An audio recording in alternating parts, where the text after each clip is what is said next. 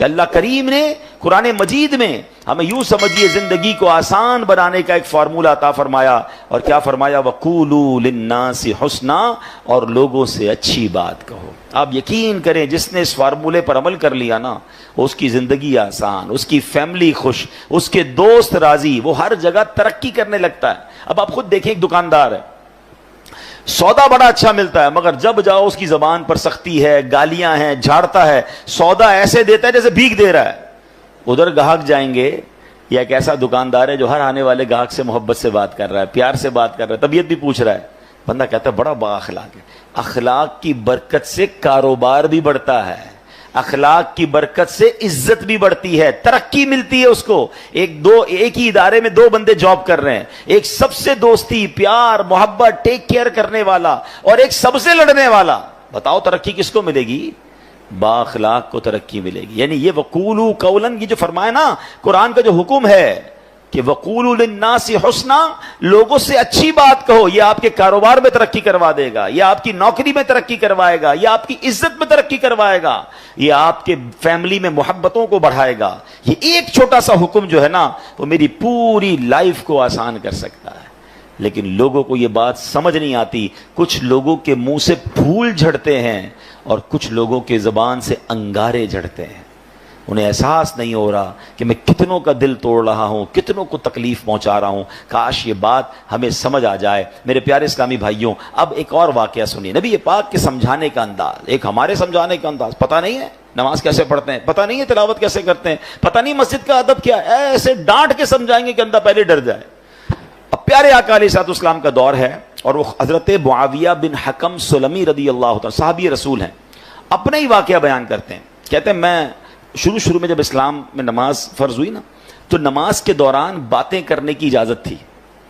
یہ حکم بعد میں آیا کہ اب نماز میں بات چیت نہیں کر سکتے. وہ کہتے مجھے پتہ ہی نہیں تھا، نبی پاک علیہ الصلوۃ والسلام کا حکم آ چکا تھا اور مجھے پتہ ہی نہیں تھا کہ یہ حکم آ گیا ہے. میں اس دن وہ نہیں ہوں گے محفل میں. تو کہتے میں آیا اور نماز شروع ہو گئی. نبی پاک علیہ الصلوۃ والسلام نماز پڑھا رہے تھے، میں پیچھے نماز میں حاضر ہو گیا. تو کہتے ہیں چھینک آئی ایک شخص کو، تو میں نے کہہ دیا یرحمک اللہ نماز کے دوران. تو صحابہ کرام کچھ تھے جنہوں نے مجھے بڑی تیز نظروں سے دیکھا، تو مجھے پتہ ہی نہیں تھا کہ بات نہیں کر سکتے. میں نے کہا کیوں دیکھ رہے ہو مجھے تیز نظروں سے؟ نماز میں ہی وہ کہہ رہے ہیں آپ مجھے کیوں ایسے دیکھ رہے ہیں؟ تو اب لوگوں نے اپنی ران پر ہاتھ مارا، اور کہ اب مجھے سمجھ آیا کہ مجھے خاموش کرنا چاہ رہے ہیں. یہ بول نہیں رہے مگر مجھے اشارے سے سمجھا رہے ہیں کہ بولنا نہیں ہے. کہتا میں نے نماز کمپلیٹ کر لی. جب نماز پوری ہوئی تو نبی پاک علیہ الصلوۃ والسلام نے مجھے اپنے پاس بلایا. اور نبی پاک سے بڑھ کر بہترین سمجھانے والا کون ہے، بہترین معلم کون ہے؟ کہتے نبی پاک علیہ الصلوۃ والسلام نے نہ مجھے ڈانٹا، نہ برا بھلا کہا، نہ جھڑکا، بلکہ فرمایا نماز میں باتیں نہیں کرتے، نماز میں تو اللہ پاک کی تسبیح کرتے ہیں، تکبیر کہتے ہیں، قرآن کی تلاوت کیا کرتے ہیں. کہتے بس نبی پاک نے بٹھا کر مجھے یہ سمجھا دیا. یہ بھی تو ایک انداز ہے نا. ایک بندے کو حکم پتہ ہی نہیں ہے اور آپ جناب اس پر چڑھ دوڑیں، یہ نہیں ہوتا. خاص طور پر اگر آپ نے اسلام کی بات سکھانی ہے، دین سکھانا ہے. پہلے ایک بات سمجھیے، اگر آپ اپنے بچوں کو نمازی بنانا چاہتے ہیں، قرآن پڑھانا چاہتے ہیں، یا آپ کسی نیکی کے کام کو پھیلانا چاہتے ہیں، تو ایک بار یاد رکھیں کہ آپ اچھا کر رہے ہیں تو کوئی ہے جو اس کو بگاڑنا بھی چاہتا ہے. جب بھی بندہ اللہ رسول کی بات کرے گا نا، تو اس کی مائنڈ میں ہونا چاہیے میرا ایک دشمن ہے جو اس بندے کو دین کی طرف نہیں آنے دینا چاہ رہا. کیونکہ شیطان تو کبھی بھی نہیں چاہے گا نا. یعنی آپ سارے ماشاءاللہ جو مسجد میں آئے ہیں نا، تو ایک طاقت تھی جو آپ کو روکتی رہی، اور آپ اس کو یوں سمجھے چیرتے ہوئے آ گئے مسجد میں. ماشاءاللہ ایمان مضبوط تھا. لیکن ایسا کئی لوگوں کے ساتھ ہوتا ہے جو گھر سے نکلتے ہیں مسجد کے لیے، شیطان پہنچنے نہیں دیتا. یار اگلی بار جائیں گے، آج گرمی بڑی ہے، چلو یار آج رہنے دو. گھر سے نکلا تھا حالانکہ نماز کے لیے، مگر شیطان نے بدل دیا. تو آلویز جو دین کا داعی ہے اسے یہ سوچنا ہوگا، جو کسی کی اصلاح کرنا چاہتا ہے اس کو یہ سوچنا ہوگا کہ میں اصلاح کرنا چاہتا ہوں، شیطان دور کرنا چاہتا ہے. ہم دونوں کی لڑائی چل رہی ہے. ذرا سی میں نے سختی کی تو یہ بندہ شیطان کی مان کے دور چلا جائے گا. نرمی، پیار، محبت اتنا دو کہ وہ شیطان کی نہ مانے، آپ کی بات مانے اور اللہ رسول کی طرف آ جائے. لیکن اگر سمجھانے والا ہی سخت ہو گیا ہے، سمجھانے والا ہی ڈانٹنے والا ہو گیا، تو پھر تو بہت آسانی سے شیطان دور لے کے چلا جائے گا. تو یہ بہت ضروری ہے ان تمام لوگوں کے لیے جو ٹیچرز ہیں، جو والد ہیں، جو تنظیم کے بڑے ہیں، جو کسی کمیونٹی کے بڑے ہیں، کسی خاندان کے بڑے ہیں. اگر آپ کو اللہ نے مقام دیا ہے اور آپ لوگوں کو کچھ گائیڈ کرنا چاہتے ہیں، you have to be soft. نرم شفقت آپ کی زبان سے پھول جھڑنے چاہیے, کیونکہ آپ کا مقابلہ شیطان سے ہے. وہ چاہتا یہی آپ بد اخلاقی کریں, میں لوگوں کو لے جاؤں, اور ایسا ہوتا ہے. کئی بدقسمتی سے دین کی بات کرنے والے بھی اتنے سخت ہوتے ہیں کہ لوگ پھر دین سے دور ہو جاتے ہیں. ایسا مت کیجیے, خدا کے واسطے ایسا مت. شیطان کھینچ رہا ہے اور یہ بندہ آپ کی بات سننے آ گیا ہے. اب تو پیار سے بات کیجیے, اب تو مسکرا کر بات کیجیے, اب تو نرمی کی بات کیجیے. تو انشاءاللہ اگر اس بات پر عمل کریں گے تو اللہ نے چاہا زندگی میں بڑی ترقیاں اور بڑی کامیابیاں ملیں گی. اعلیٰ حضرت امام اہل سنت فرماتے ہیں اعمال میں ہدایت نرمی سے چاہیے کہ سختی سے ضد نہ بڑھے. اللہ کرے یہ بات ہمیں سمجھ آ جائے. اچھا, بالکل اسی طرح کسی کو سمجھانا ہے, اس میں بھی بڑی غلطی ہوتی ہے. سب کے سامنے لوگ سمجھاتے ہیں, یہ میرا بیٹا جو ہے نا, اچھا رشتہ دار آئے ہیں گھر پہ, مہمان آئے ہیں, اور ان کے سامنے کہہ رہے ہیں یہ بیٹا میری بات مانتا نہیں ہے, بہت تنگ کرتا ہے, ذرا آپ بھی اسے سمجھا دیں. کیا اب وہ سمجھے گا آپ کی بات؟ سب کے سامنے آپ نے ذلیل کر دیا.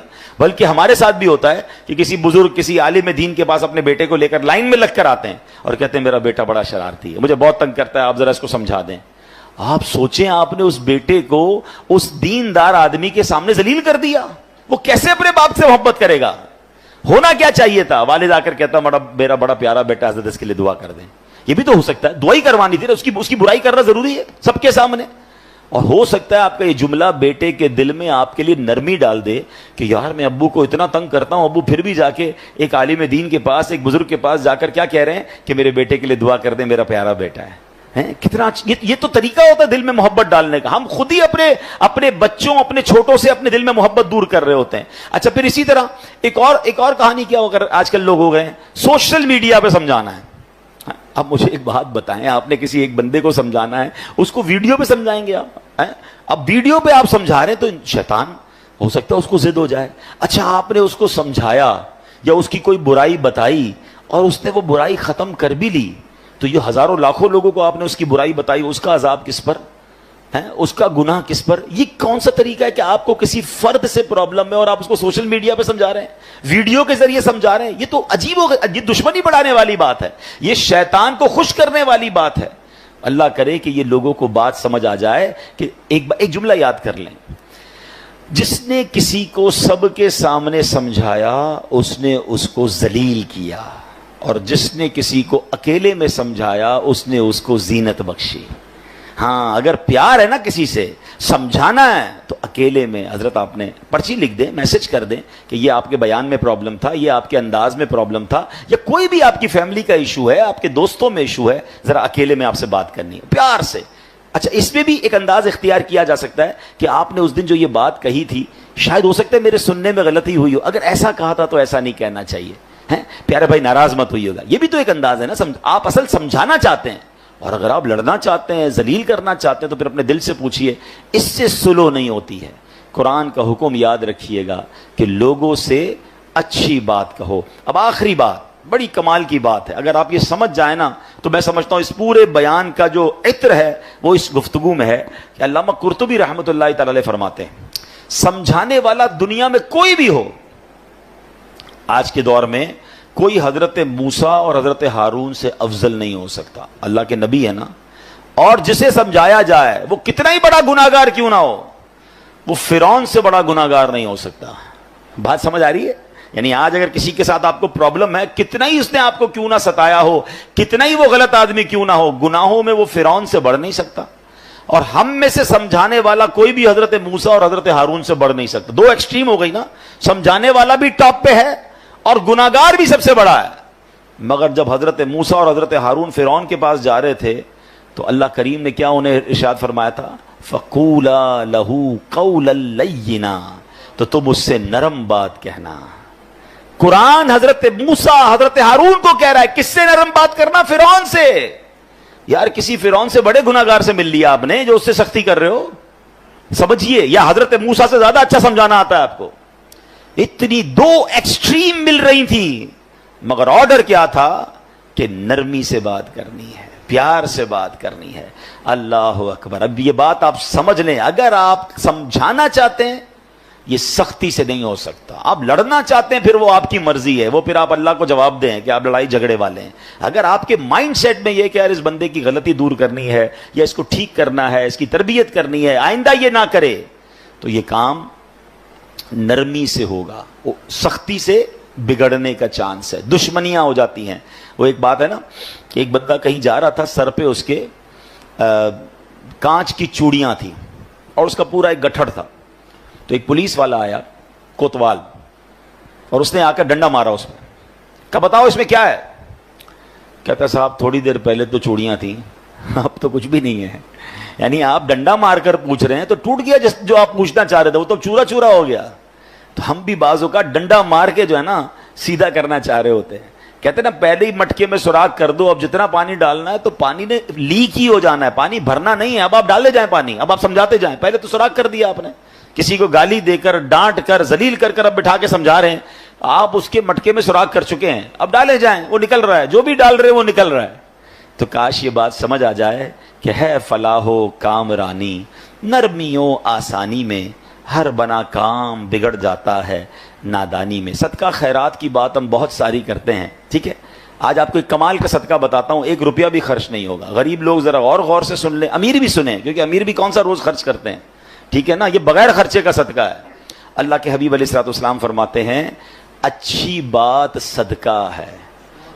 ہائے ہائے, یعنی صرف مال سے صدقہ نہیں ہوتا, بلکہ ہر معمولی چھوٹی سے چھوٹی نیکی بھی اگر اخلاص کے ساتھ کی جائے تو اس پر صدقے کا ثواب ملتا ہے. حتیٰ کہ مسلمان بھائی سے میٹھی اور نرم باتیں کرنا بھی صدقہ ہے.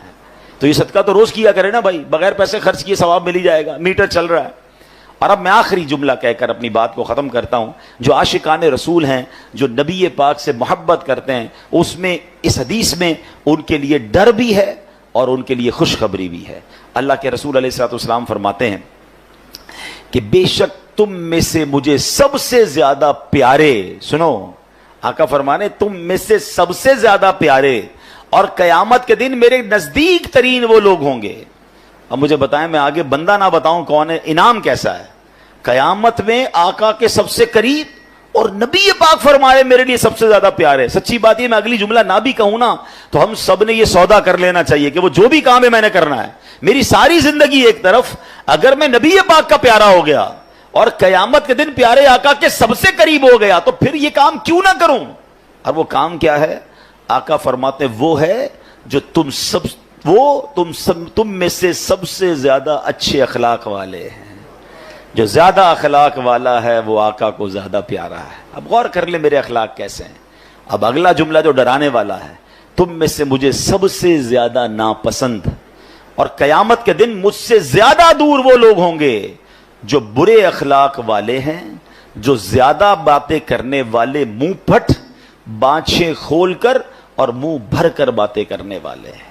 گالیاں دینے والے سوچیں, طنز کرنے والے سوچیں, لوگوں کی عزتیں اچھالنے والے سوچیں. اگر نبی پاک ناراض ہو گئے, میری بد اخلاقی کی وجہ سے قیامت کے دن مجھے دور کر دیا گیا میرے آقا سے, تو میں نے کدھر جانا ہے. اللہ کرے کہ ہمیں نبی پاک کے اخلاق کا صدقہ نصیب ہو جائے, ہماری زبان سے گالی گلوچ ختم ہو جائے, طنز ختم ہو جائے, لوگوں کی بے عزتیاں ختم ہو جائیں, ہم جوڑنے والے بنیں, ہم توڑنے والے نہ بنیں.